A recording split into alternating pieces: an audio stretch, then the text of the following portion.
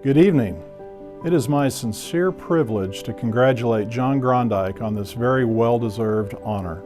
It is very fitting that he become the first Oklahoman to be inducted into the Oklahoma Wildlife Foundation Hall of Fame. John has made it a lifelong priority and passion and has been involved in countless conservation projects throughout our state.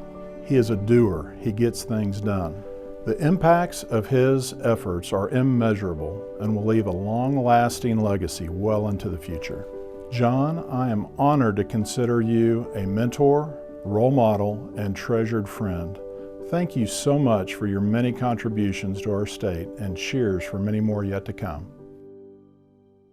Well, I was born and raised in Oklahoma, here in the Enid area, 1944.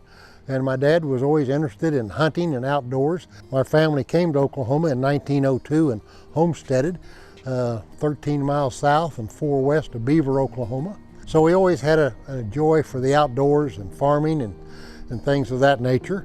I had graduated from Wentworth Military Academy from high school and junior college, went to Oklahoma State, got my bachelor's degree, and then attended law school at the University of Oklahoma, where I met David Boren.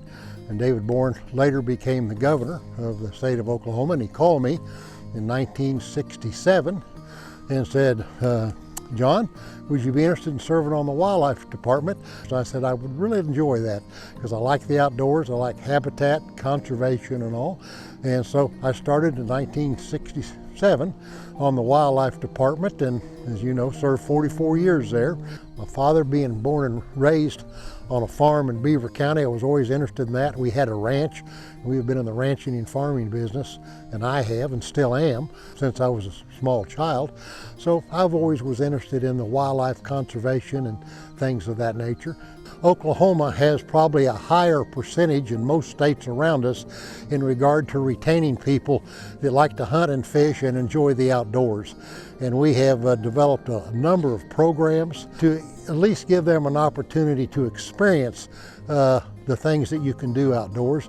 And the department has had a lot of fishing clinics and various projects that give people an opportunity to get involved and learn how to really enjoy the outdoors. I had the opportunity to go on the board of the Nature Conservancy 15, 20 years ago, and while we did that, I said there was a lot of opportunity for the wildlife department along with the Nature Conservancy to develop and support and help each other. And I would say in the early day, there was a lot of organizations, be it Ducks Unlimited, Quail Forever, Quail Unlimited, and a lot of organizations where everybody was doing their own thing. And we kind of found out it'd be better if we would all partnership together and get to an end result that brought some value to wildlife and didn't make a difference who got the credit. In 2010, we modified and changed the retirement plan for benefits because it was just getting out of control. We had 330 employees, and our pay-in for retirement was $5.9 million, and they projected it by 2015 or 16 to be over $9 million. That wasn't sustainable and wasn't supportable. And we went to a different style and went to a 401 style retirement plan, which is, I think, worked out very well. It's a good plan, and I think that was a major accomplishment. And we were the first state agency in the state of Oklahoma to go to that modification and do that. Well, I think over my 44 years, I think one of the things we were able to do, we were able to provide equipment and things of that nature to make it for the people in the field, either in the fish or game division, better adapted to going out and getting the job done. So I'm very pleased to be a part of being able to buy the equipment that we could be successful with. And you look at our wildlife management areas, they look pretty nice today.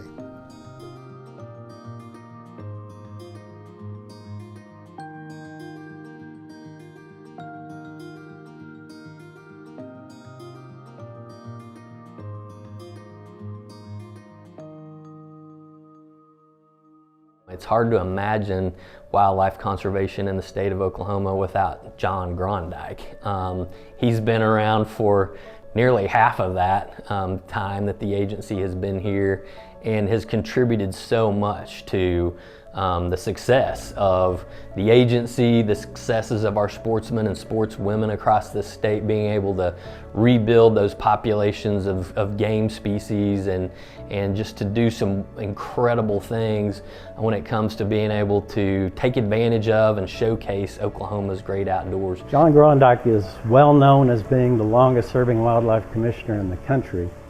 What I'm most proud of are his passion and his dedication and his activity while he was a commissioner. I got to see him firsthand and see his dedication financially and personally in keeping the wildlife department moving forward. He's not afraid to roll up his sleeves and put his own people and equipment out on a project just to get it done and make things happen. And there's nobody like John. When he sets his mind to something, he's going to get it done. The time and resources that he invested for so many years and so many decades into the wildlife department and for the benefit of citizens of Oklahoma, he didn't do that for self-serving reasons. He did it because he wanted to make it a better place and leave it a better place, and he has. No doubt, John Groendyke's contributions to the department, to the state, are vast and numerous, and I could spend hours laying all of those things out, but for him to be able to donate so much of his time to the effort, I mean, volunteered 44 years, getting paid nothing to serve on our commission. I think you could ask anybody that's been associated with it over the decades and they would say hands down, John has been the one that has ensured that we are on that stable financial footing that we're on today. And that of course means that we're able to go out and provide even more services for our sportsmen and sportswomen and for the wildlife species that are entrusted to us. I'm very proud to have served under you my entire 37 years with the Wildlife Department.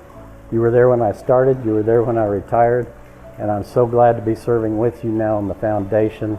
There is nobody that is more deserving of this recognition as the first Hall of Fame recipient than you are. And I congratulate you and look forward to more work with you in the future.